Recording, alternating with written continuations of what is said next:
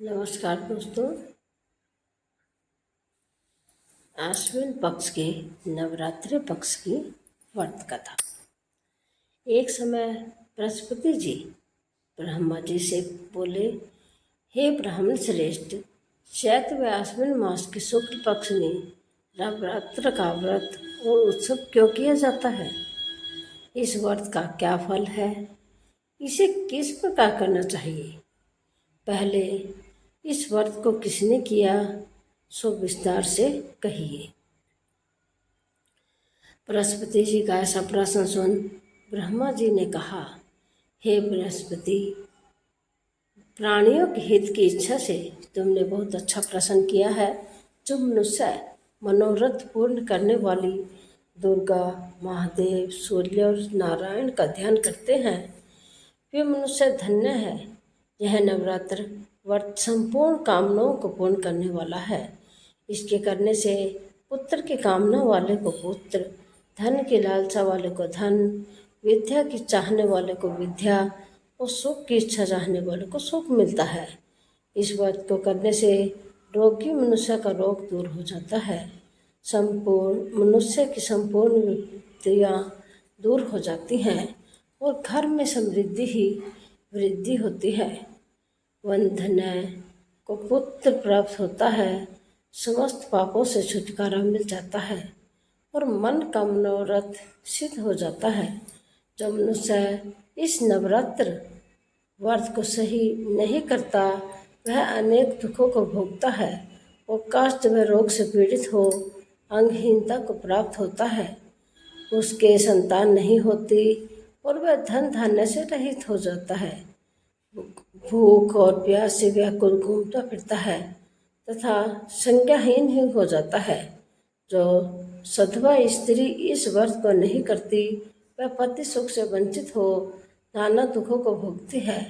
यदि व्रत करने वाला मनुष्य सारे दिन का उपवास न कर सके तो एक समय भोजन करे और 10 दिन बांधवों सहित नवरात्र व्रत की कथा का श्रवण करे। हे बृहस्पति, जिसने पहले इस महाव्रत को किया, वह कथा में तुम्हें सुनाता हूँ। तुम सावधान होकर सुनो। इस प्रकार ब्रह्मा जी का वचन सुनकर बृहस्पति जी बोले, हे ब्राह्मण, मनुष्यों का कल्याण करने वाले इस व्रत के इतिहास को मेरे लिए कहो। मैं सावधान होकर सुन रहा हूँ। आपकी शरण में हूँ आया हूँ और मुझ पर कृपा करो। ब्रह्मा जी बोले, प्राचीन काल में मनोहर नगर में पीठत नाम का एक अनाथ ब्राह्मण रहता था। वह भगवती दुर्गा का भक्त था। उसके संपूर्ण सद्गुणों से युक्त सुमति नाम की एक अत्यंत सुंदरी कन्या उत्पन्न हुई। वह कन्या सुमति अपने पिता के घर बाल्यकाल में पहली अपनी सहेलियों के साथ क्रीड़ा करती हुई इस प्रकार बढ़ने लगी जैसे शुक्ल पक्ष में चंद्रमा की कला बढ़ती है। उसका पिता प्रतिदिन जब दुर्गा की पूजा करके होम किया करता, वह उस समय नियम से वहाँ उपस्थित रहती। एक दिन सुमति अपनी सखियों के साथ खेल में लग गई और भगवती के पूजा में उपस्थित नहीं हुई। उसके पिता को पुत्री की ऐसी असावधानी देखकर क्रोध आया और वह पुत्री से कहने लगा, अरे दुष्ट पुत्री, आज तूने भगवती का पूजन नहीं किया। इस कारण मैं किसी कुष्ठ रोगी या दरिद्र मनुष्य के साथ तेरा विवाह करूँगा। पिता का ऐसा वचन सुन सुमति को बड़ा दुख हुआ और पिता से कहने लगी, हे पिता, मैं आपकी कन्या हूँ तथा सब तरह आपके अधीन हूँ। जैसी आपकी इच्छा हो वैसे ही करो। राजा से, कुष्ठी से, दरिद्र से अथवा जिसके साथ चाहो मेरा विवाह कर दो, पर होगा वही जो मेरे भाग्य में लिखा होगा। मेरा तो अटल विश्वास है, जो जैसा कर्म करता है उसके कर्मों के अनुसार वैसे ही फल प्राप्त होता है। क्योंकि कर्म करना मनुष्य के अधीन है, पर फल देना ईश्वर के अधीन है। जैसे अग्नि में पड़ने से त्रिनादि उसको अधिक प्रदीप्त कर देते हैं। इस प्रकार कन्या के निर्भयता से कहे हुए वचन सुन उस ब्राह्मण ने क्रोधित हो अपने कन्या का विवाह एक कुष्ठी के साथ कर दिया और अत्यंत क्रोधित हो पुत्री से कहने लगा, हे पुत्री, अपने कर्म का फल भोगो। देखें भाग्य के भरोसे रहकर क्या करती हो। पिता के ऐसे कटु वचनों को सुन सुमति मन में विचार करने लगी, अहो मेरा बड़ा दुर्भाग्य है जिससे मुझे ऐसा पति मिला। इस तरह अपने दुख का विचार करती हुई वह कन्या अपने पति के साथ वन में चली गई और द्रावने उषायुक्त उस निर्जन वन में उन्होंने वह रात बड़े कष्ट से व्यतीत की। उस गरीब बालिका की ऐसी दशा देख देवी भगवती ने पूर्व पुण्य के प्रभाव से प्रकट हो सुमति से कहा, हे दीन ब्राह्मणी, मैं तुमसे प्रसन्न हूँ। तुम जो चाहो सो वरदान मांग सकती हो। भगवती दुर्गा का यह वचन सुन ब्राह्मणी ने कहा, आप कौन सा वह सब मुझसे कहो। ब्राह्मणी का ऐसा वचन सुन देवी ने कहा कि मैं आदि शक्ति भगवती हूँ और मैं ही महाविद्या व सरस्वती हूँ। प्रसन्न होने पर मैं प्राणियों का दुख दूर कर उनको सुख प्रदान करती हूँ। हे ब्राह्मणी, मैं तुझ पर तेरे पूर्व जन्म के पुण्य के प्रभाव से प्रसन्न हूँ। तुम्हारे पूर्व जन्म का वृत्तांत सुनाती हूँ, सुनो। तू पूर्व जन्म में निषाद की स्त्री थी, अति पतिव्रता थी। एक दिन तेरे पति निषाद ने चोरी की। चोरी करने के कारण तुम दोनों को सिपाहियों ने पकड़ लिया और ले जाकर जेल खाने में कैद कर दिया। उन लोगों ने तुझको और तेरे पति को भोजन में भी नहीं दिया।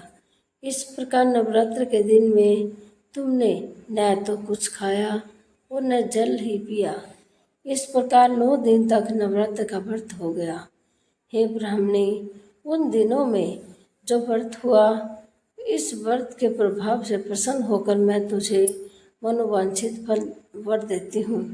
तुम्हारी जो इच्छा हो सो मांगो। इस प्रकार दुर्गा के वचन सुन ब्राह्मणी बोली, अगर आप मुझ पर प्रसन्न हैं तो हे दुर्गा, मैं आपको प्रणाम करती हूँ। कृपा करके मेरे पति का क्रोध दूर करो। देवी ने कहा, उन दिनों तुमने जो व्रत किया था उस व्रत का एक दिन का पुण्य पति को क्रोध दूर करने के लिए अर्पण करो। उस पुण्य के प्रभाव से तेरा पति क्रोध से मुक्त हो जाएगा। ब्रह्मा जी बोले, इस प्रकार देवी के वचन सुन ब्राह्मणी बहुत प्रसन्न हुई और पति को निरोगी करने के इच्छा से जब उसने तथास्तु कहा, ऐसा वचन कहा, तब उसके पति का शरीर भगवती दुर्गा की कृपा से कुष्ठ रोग से रहित हो अति कांतिवान हो गया।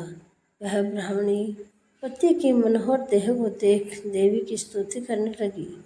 हे दुर्गे, आप दुर्गति को दूर करने वाली, तीनों लोकों का संताप हरने वाली, समस्त दुखों को दूर करने वाली, रोगी मनुष्य को निरोग करने वाली, प्रसन्न हो मनोवांछित वर देने वाली और दुष्टों का नाश करने वाली, जगत की माता हो।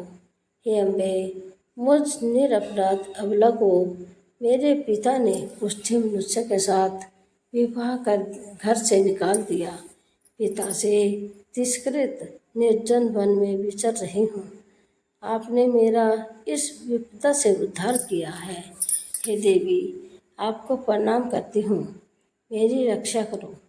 ब्रह्मा जी बोले, हे बृहस्पति, उस ब्राह्मणी की ऐसी स्तुति सुन देवी बहुत प्रसन्न हुई और ब्राह्मणी से कहा, हे ब्राह्मणी, तेरे उदालय नामक अति बुद्धिमान, धनवान, कीर्तिवान और जितेंद्रिय पुत्र शीघ्र उत्पन्न होगा। ऐसा वर प्रदान कर देवी ने ब्राह्मणी से फिर कहा कि हे ब्राह्मणी, और जो कुछ तेरी इच्छा हो वह मांग ले। भगवती दुर्गा का ऐसा वचन सुमति ने कहा कि हे भगवती दुर्गे, अगर आप मुझ पर प्रसन्न हैं तो कृपा कर मुझे नवरात्र व्रत की विधि और उसके फल का विस्तार से वर्णन करें। महात्म्य। इस प्रकार ब्राह्मणी के वचन सुन दुर्गा ने कहा, हे ब्राह्मणी, मैं तुम्हें संपूर्ण पापों को दूर करने वाले नवरात्र व्रत की कथा बतलाती हूँ, जिसको सुनने से मोक्ष की प्राप्ति होती है। आश्विन मास के शुक्ल पक्ष की प्रतिपदा से लेकर 9 दिन तक विधि पूर्वक व्रत करें। यदि दिन भर का व्रत न कर सके तो एक समय भोजन करें। विद्वान ब्राह्मणों से पूछकर घट स्थापना करें और वाटिका बनाकर उसको प्रतिदिन जल से सींचे। महाकाली, महालक्ष्मी और महासरस्वती देवी की मूर्तियाँ स्थापित कर उनके नित्य विधि सहित पूजा करें और पुष्पों से विधि पूर्वक अर्घ दें। विजोरा का फल से अर्घ देने से के रूप की प्राप्ति होती है।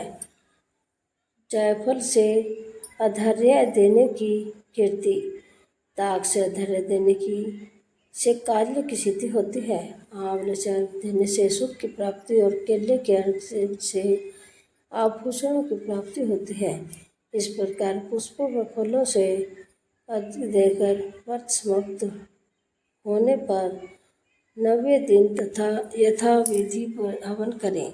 खांड, घी, गेहूँ, शहद, जौ, तिल, ताक, नारियल और कदम आदि से हवन करें। गेहूँ से होम करने से लक्ष्मी की प्राप्ति होती है। खीर एवं चंपा के पुष्पों से धन की और बेल पत्रों से तेज व सुख की प्राप्ति होती है। आंवले से कीर्ति की और केले से पुत्र की, कमल से राज सम्मान की और दाखों से संपदा की प्राप्ति होती है। खांड, घी, नारियल, शहद, जौ और तिल तथा फलों से होम करने से मनोवांछित वस्तु की प्राप्ति होती है। व्रत करने वाला मनुष्य इस विधि विधान से होम कर आचार्य को अत्यंत निर्ममता से के साथ प्रणाम करे और यज्ञ की सिद्धि के लिए उसे दक्षिणा दे। इस प्रकार बताई हुई विधि के अनुसार जो व्यक्ति व्रत करता है उसके सब मनोरथ सिद्ध होते हैं। इनके तनिक भी संदेह नहीं है। इन 9 दिनों में जो कुछ दान आदि दिया जाता है उनका करोड़ों गुना फल मिलता है। इस नवरात्र व्रत करने से असमय यज्ञ का फल मिलता है। हे ब्राह्मणी, इस संपूर्ण कामनाओं को पूर्ण करने वाले उत्तम व्रत को तीर्थ, मंदिर अथवा घर में विधि के अनुसार करें। ब्रह्मा जी बोले, हे बृहस्पति, इस प्रकार ब्राह्मणी को व्रत की विधि तथा फल बताकर देवी अंतर्ध्यान हो गई। जो मनुष्य या स्त्री इस व्रत को भक्तिपूर्वक करता है वह इस लोक में सुख प्राप्त कर अंत में दुर्लभ मोक्ष को प्राप्त होता है। हे बृहस्पति, यह इस दुर्लभ व्रत का महात्म्य है जो मैंने तुम्हें बतलाया है। यह सुन बृहस्पति जी आनंद से प्रफुल्लित और ब्रह्मा जी से कहने लगे कि हे ब्राह्मण, आपने मुझ पर अति कृपा की कि जो मुझ इस नवरात्र व्रत का महात्म्य सुनाया। ब्रह्मा जी बोले कि हे बृहस्पति, यह देवी भगवती शक्ति संपूर्ण लोकों का पालन करने वाली है। इस महादेवी के प्रभाव को कौन जान सकता है? बोलो देवी भगवती की जय। व्रत की विधि प्रातः नित्यक्रम से निवृत्त हो स्नान कर मंदिर में या घर पर ही नवरात्रि में दुर्गा जी का ध्यान करके यह कथा करनी चाहिए। कन्याओं के लिए यह बात विशेष लाभदायक है। श्री जगदम्बा की कृपा से सब विघ्न दूर हो जाते हैं तथा सुख समृद्धि की प्राप्ति होती है। प्रार्थना। हे परमेश्वरी, तेरे द्वार रात दिन सह शत्रु अपराध होता है, यह मेरा दर्श है, समझ कर मेरे अपराधों को क्षमा करो। हे परमेश्वरी, मैं आवाहन, विसर्जन और पूजन करना नहीं जानता, मुझे क्षमा करो। हे सुरेश्वरी, मैंने जो मंत्रहीन, क्रियाहीन, भक्त युक्त पूजा किया है वह स्वीकार करो। हे परमेश्वरी, अज्ञान से, भूल से अथवा बुद्धि भ्रमित से जो न्यूनता अथवा अधिकता हो गई है उसे क्षमा करिए तथा प्रसन्न होइए। जाप मंत्र। ओम हे कली चामुंडे विचे नमः। मनोकामना सिद्धि के लिए आप अपने अनुसार 108, 51 या 11 जितने चाहे उतने मंत्र का जाप कर सकते हैं। जय माता दी।